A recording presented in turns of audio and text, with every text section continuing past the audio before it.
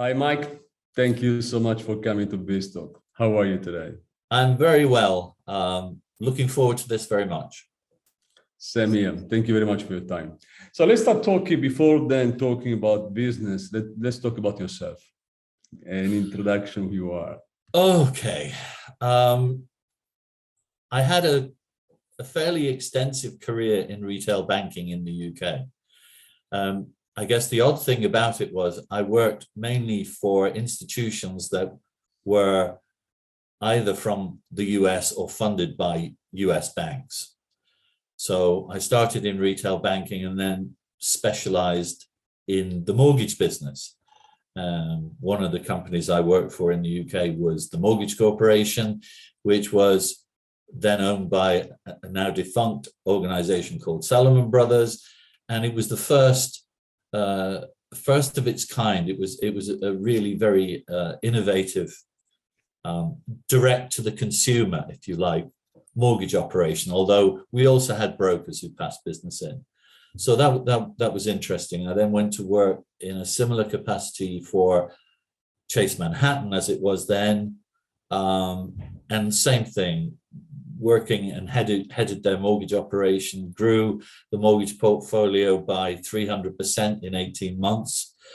So I was quite pleased with myself, but all good things come to an end. And this was on suddenly we all got hit by one of the many global recessions. And Chase decided to sell up its retail businesses across Europe and retrench back to the US. So we basically sold and packaged the business. And like all people who then have this kind of sabbatical time to think about what do I want to do next, I thought, do you know what? I think I'm going to become a consultant because I really like solving problems and I also enjoy telling other people what to do. So it seemed a natural fit. And one of my previous CEOs from when I started in retail banking had formed a software company that was matched with consulting, focusing primarily on banks. And the great thing about the software that he created was, unlike the typical operating systems that banks used at that time, this one was based around the idea of a relational database. So with one view, you could see all of the accounts and all of the circumstances around an individual or a family or a group. And at that time, it was quite revolutionary. And it's quite interesting that even today, I am banked with a major bank, but they have different systems. And I can always tell if I've got a problem with a card, they have to leave their standard retail banking system and then go look at the card system to see if there's an issue there. And I find that incredible. After 20 odd years, we still have disconnected systems, but there you go. Banking, they are not the most revolutionary. They don't like it. Isn't. Like and you know, its issue obviously is that so many of the systems they have are legacy systems. Yeah. And they sticking plaster over the legacy system to try and keep them running, and then they bolt on something new, and it really doesn't quite fit. I've obviously done a lot of consulting with banks and other financial institutions since I left the industry, and I was always amazed that the issues that they had always seemed to be the same. So, but you know, I left the UK, where I'd worked pretty much Europe, got some opportunities in the Middle East, and then stayed there for really 10 years. Decided it was again time to move, time to think about the next phase of my life. What did I want to do? And I thought, maybe I don't want to be a consultant anymore. So I came to Cyprus, took my sabbatical, thought about what I wanted to do, and decided that maybe there was no escape. I needed to think about something that involved consultancy. And one day I read a headline from the UK that the government suddenly pulled support for small and medium-sized businesses. And I think the budget they'd allocated for it was somewhere in the 25 million pound range. So I thought, well, what's going to happen now?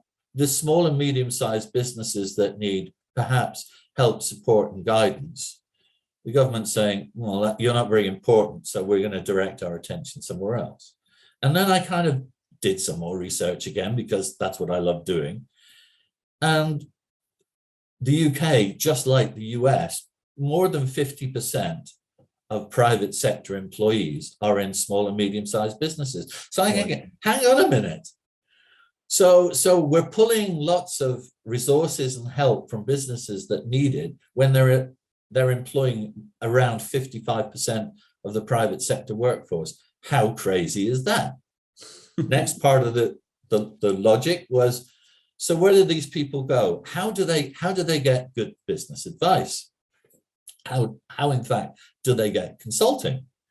And of course, there it gets very murky there, because there are a lot of consultants about, and believe me, I think consultants do generally a fantastic job. But when you're a small and medium-sized business and somebody comes along and says, okay, I can help you, but I need £500 a day, which is obviously a lot less than the McKinsey rates of many thousands. But it's all relative. The businesses that can afford to take on McKinsey, it's within their budget. But suddenly, for a small and medium-sized business, 500 a day is a lot of money. So how could we solve this conundrum? How could we provide consulting in a way that strips out a lot of the costs so it's affordable? And of course, the answer is, maybe you automate it, maybe you digitize the consulting process. So that's what we set out to do, and that was the birth of Fitbiz360, as we called it. So a large part of the consulting process is discovery. What's going on in the business? What might be going wrong in the business? And then what's my recommendation to fix it? And usually by the time, if the company can afford all the man days that takes up, what they find is they don't have a lot left to implement the solution. So probably what we're trying to do, or what we tried to do in the grand scheme of things, was say, well, let's make the discovery process really fast, because we can digitize it. So most consultants will start with some kind of structured questionnaire. They interview people in the organization. They back those interviews up with maybe looking at documents and other resources that might be available for them to view, and then they create a report. So basically, we just automated the whole thing. And instead of then having to spend time setting up interviews, having people cancel interviews, other people saying, oh no, you really need to speak to XYZ, so your whole interview schedule goes crazy. And I can give a practical example of that. I did some work for a Middle East bank. The interview process was scheduled for 12 weeks. It actually took 30 weeks. By the time they kept adding, changing, people were on holiday trying to get hold of them. And that's a disaster. Now with an automated questionnaire, I'm not limited by numbers. So I don't have to sample anyone in the business. If you want to do or have the opinion of all employees in the business, I can do it just as quickly as I can do 5. They receive an email, they create an account, they answer the questionnaire, which we've come up with a particular form and style, which has proved to be very easy, yet incredibly insightful, much more insightful than traditional interviewing methods. And we can talk a little bit more about that. But to give an example of speed, the minute that the last person who is on the invite list, if you like, to take the questionnaire has completed the questionnaire, the reports are instantly generated. So if you literally had 1,000 people who were all, who'd set aside 20 minutes to complete it, 15 to 20 minutes to complete a questionnaire, The last one to hit submit, the report is there for 1,000 people. That's done. But when did you start your company, and how exactly does it work in terms of, let's say, consulting service? Who are your clients today? The clients, right, here we go to the interesting thing again. When we started, the idea was our clients are going to be the small and medium-sized businesses, because we're going to provide them with the tools and resources for them to become their own consultants. We have subject matter experts who prepare the assessments. We have subject matter experts who've contributed to something we call the resource library. So, again, through my consulting experience, so many times a business would say to me, okay, we hear what you're saying, but what would good look like? You say, we should have data quality management. Well, what would that look like if we were doing it well? So to answer that question within the solution itself, we decided that we ought to include the resources. So if somebody, a consultant says, well, customer segmentation, you're a small business. You had the brainchild, you're the owner, you had the brainchild. You actually maybe didn't get you didn't do the MBA program, so you didn't get and understand what customer segmentation was. So whilst it sounds interesting, you still don't know how to execute. So we thought, well, so if we provide you almost like with educational content that supports, so if our report is saying, your customer segmentation is lacking, or your customer complaint processes are poor, well, what do we do about it? Well, here are resources that can show you what a good customer complaint process might look like, and how you close the loop to say, okay, we fixed the complaint, but for instance, and this is a tip for any business listening, it's not closing the complaint that matters. It's important, but it's not the ultimate. The ultimate is, did that customer continue to do business with me after the complaint? Yeah, that's the problem. That's the problem. And that's where they don't close the loop. So we tried to put that onto the platform so that the business helped itself. And then along came COVID. Can I use that word? Anyway, the pandemic, let's call it the pandemic. Is there? And it completely floored us, because contracts that we thought we had got cancelled as businesses tried to cope with what's going on in the world. So again, thinking about the circumstances and the situation, I thought, hang on a minute. Solo and small consultancy practices are small and medium-sized businesses. So their feeder, their income comes from the very same businesses that we're struggling to work with. So in fact, why don't we target them and say, do you know what? There is a much better way to do your consulting, given that travel is very difficult. Even if you can get on site, there's so many health, safety, and medical issues that are being put in the way. So why not sit where you are, sit in your home office or your literal office, and you can do everything up to the point of feeding back the report without moving from your desk. You can command and control. And if you are an advocate of a greener economy, think of all of the air miles that we're saving you. Think of all the petrol we're saving you, and the wasted time traveling from A to B to get from where you are to the next client. The other, of course, issue for consultants when you're solo or working in a small group, your time is not infinite. Your time is everything. So you only have so much time. If I can persuade you to look at the digital option, you can manage many, many, many more clients than you can by investing your time in a single client relationship. Sorry if I interrupt you.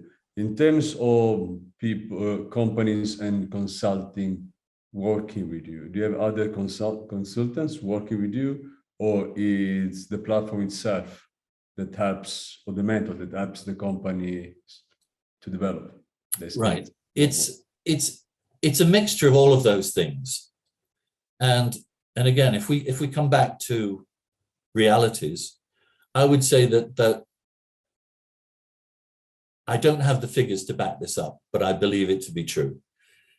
Most consultants will be working in 3 or 4 major buckets for businesses. They will be working in marketing, they will be working in sales, they will be working on operations generally, and they'll be working in IT.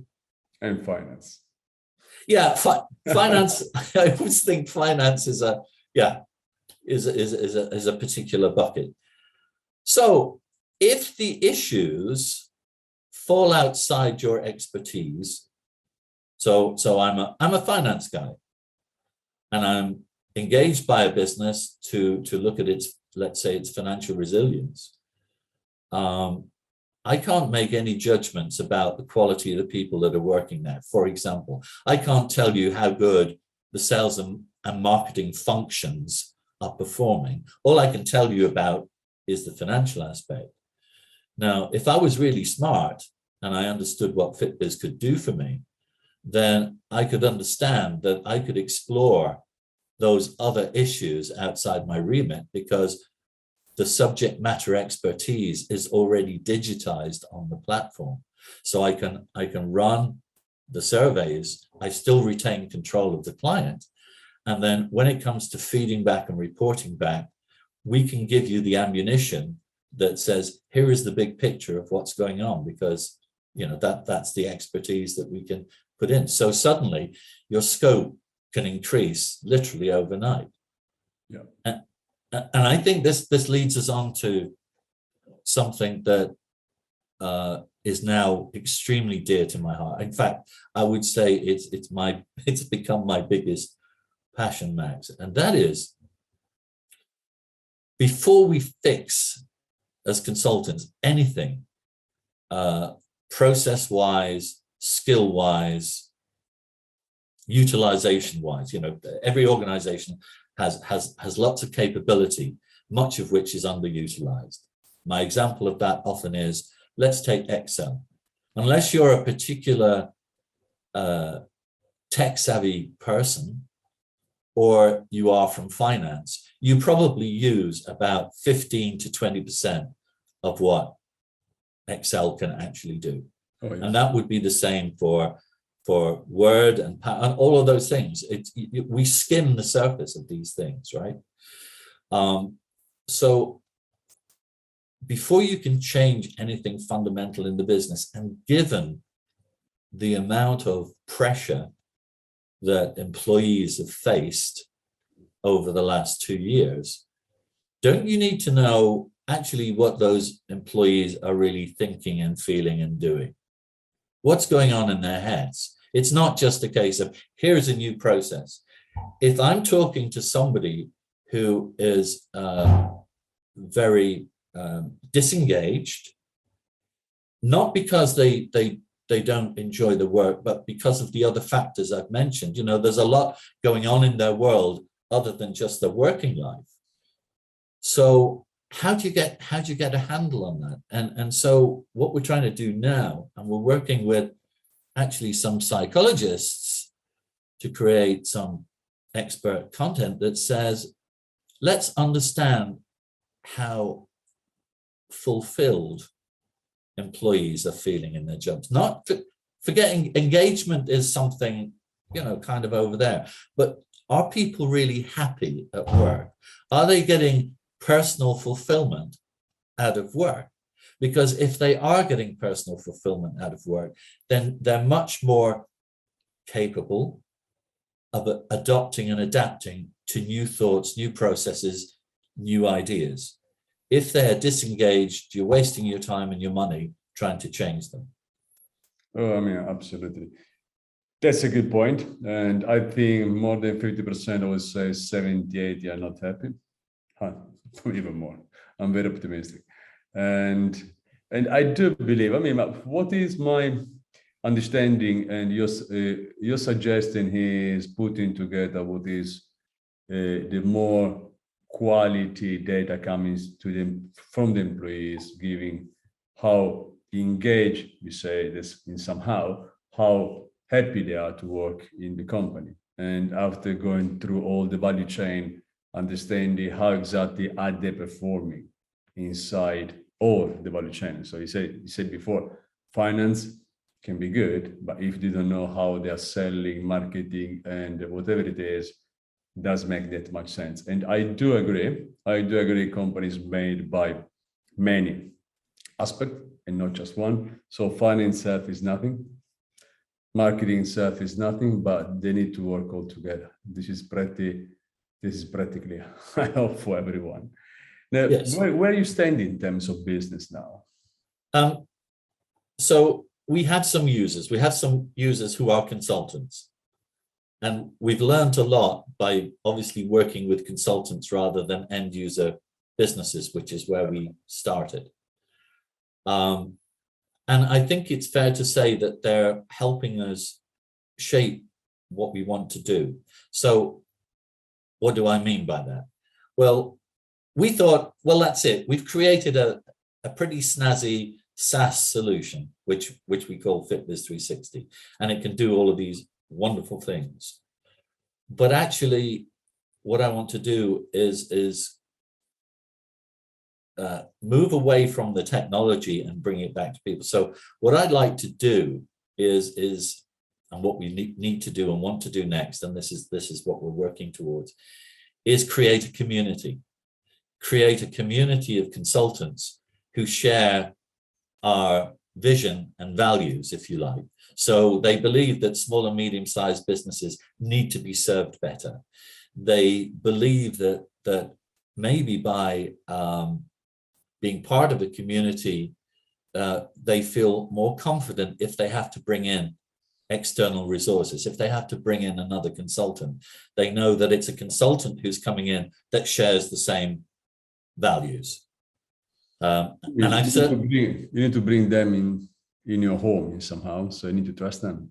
Exactly, and the glue that holds it all together is Fitbiz and what we're trying to do. So yeah, a part of the role then becomes educational. So we want to educate consultants into where this whole new future of employee resilience, if you like, is moving. And if you now Google employee resilience, all of a sudden you'll see it's the hottest of hot topics. Yeah, it does. And I think that the subtle shift is that, you know, in the old days it would be, well, it doesn't matter. If you don't perform, the very, very old days, if you don't perform, we'll find somebody who can. There was a very early style of management. Because there were lots of people looking for employment. But if you now look at 2020 and you'll see the headlines in America about the Great Resignation, where suddenly 40 million people-ish decided to resign, that working wasn't worth it. So I think the shift is now not, you know, what can you do for the company? It's turning around to what can the company do for you? And it goes much further than, well, we provide you with bean bags and we provide you with pool tables to enjoy yourself. And there's nice coffee machines on every corner. It goes way, way, way beyond that. What about you are shifting so much, pivoting and improving day by day. What is the kind of business model you're going to adopt? It's right. So there's a membership. That's what we're talking. So it's subscription, and on level 1 of the membership, you can access the concepts, the education, and the resource library to help educate you about these subjects. Now, you may not want to pursue them deeply, but at least you get an appreciation and you get an understanding of them. Because at the end of the day, whatever else I or anyone says, a business employs you as a consultant to improve something. Some measure of KPIs or performance should improve if you've been engaged by a business. Yeah. So maybe surely you want to demonstrate the best possible return on that investment in you as a consultant to the business. A, so they stay with you, and B, so they come back if they need some other services from you in the future. It's the old lifetime value thing. That's a concept that never goes away. Once you get a client, you want to keep them for as long as possible.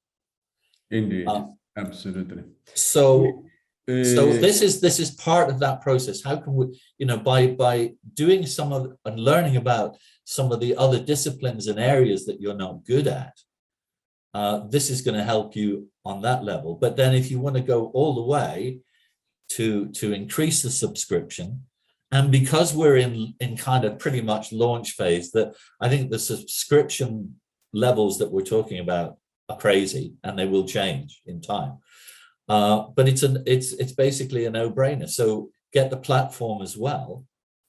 And with the platform, you get all of our curated content that you could literally plug and play and go within the next 30 minutes. You had a client, you could be running live surveys with them. But equally, what I want to do as part of our value proposition is to say, but we'll open the platform to you, Mr. Subscribing Consultant. So all of those bits of paper that you've got, all of those Excel files with questionnaires on, or all those Word documents with questionnaires on that you send people, we'll teach you how to put them on the platform, and then you can reuse them forever, and they're your content, and you can then run your own intellectual property digitally too. And the time that we're going to save you is immense versus the subscription cost. I mean, are you going to use any external funding? Yes,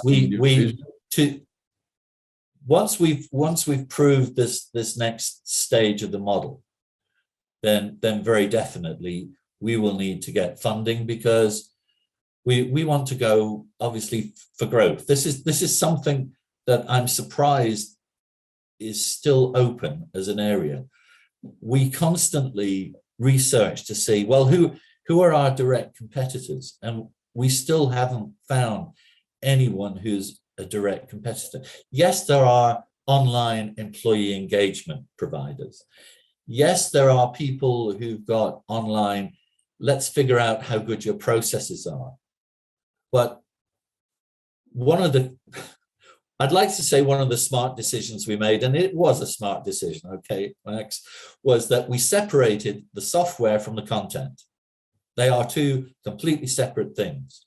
So the algorithms, the calculations, the scoring, call it what you like, that's all within the software, and it is tailorable. Yeah. But the content is completely customizable. So if we want to switch from a topic that is HR related to a sales related one, to a market, all we have to do is literally change the content. There is no programming change. So overnight, we could switch into a whole new topic area if we had the data to do it, to upload to the system. It's done.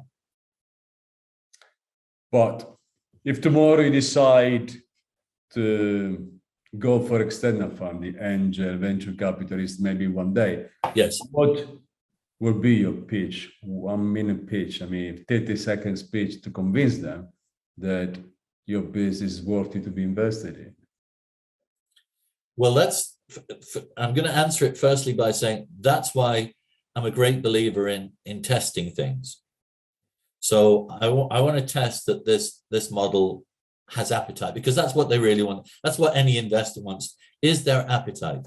And I'll be honest with you, we were reviewed maybe 6 months ago by a London-based boutique investment house.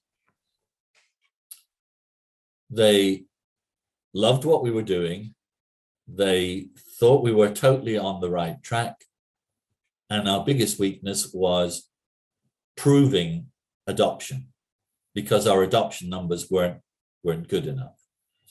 And therefore, I want to go to this next level to say, well, it sounds great. There's a guy here saying we want to create a loose consortium. You still operate under your own brand as a consultant, but now there's a canopy that wraps you.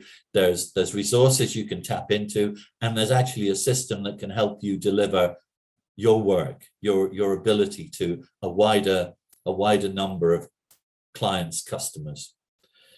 That sounds good. But if I can't say to you, and in our test phase, we've already got X number of signups, I don't care how adventurous you are as an investor, either a private angel or a more institutionalized investor, you're going to still want to say, yeah, but I don't see the proof of concept here. I think it's a great idea, but show me the numbers that matter. What's your recurring revenue? You know, how many users? That's what it's down to. So I want to prove that piece, and then the money would be to scale up quicker and faster. If I give a practical example, there is a franchise called Action Coach. Action Coach is kind of global, and its numbers have been up and down, but right now it's around 1,000 consulting subscribers globally. So they brand themselves as their brand, Action Coach as a sub-brand, and they use the Action Coach tools. The Action Coach tools are classical tools. You download PDFs, you listen to video recordings, and then you go off and do your thing. I think we can do it much better with our digital platform than that. And we're giving you much more value than that, because you're getting something literally that you can use this afternoon or in an hour's time. Not, oh, I have to do the tick box to say I've completed a record. So if you're asking me what's my goal, it's at least to match 1,000 consultants globally. That's what I want to scale up to do as fast as possible, so that ultimately we're all in this game of helping small and medium-sized businesses boom, because that's what will make economies boom. Mike, absolutely. I love what you're doing. I do believe the backbone of the economy, wherever in the world, is SMEs. So we are absolutely on the same page. Unfortunately, we don't have so much time left. Let me thank you so much for your time, and I hope to see you in Cyprus or London, whatever it is, and I wish you all the best. I appreciate that. I hope that we meet one day soon. I think it would be a great continuation of this conversation, so I look forward to it too. But I thank you. It's been great fun as well. I hope that's come across. You're a really good interviewer. Thank you so much. Thank you. So thank you.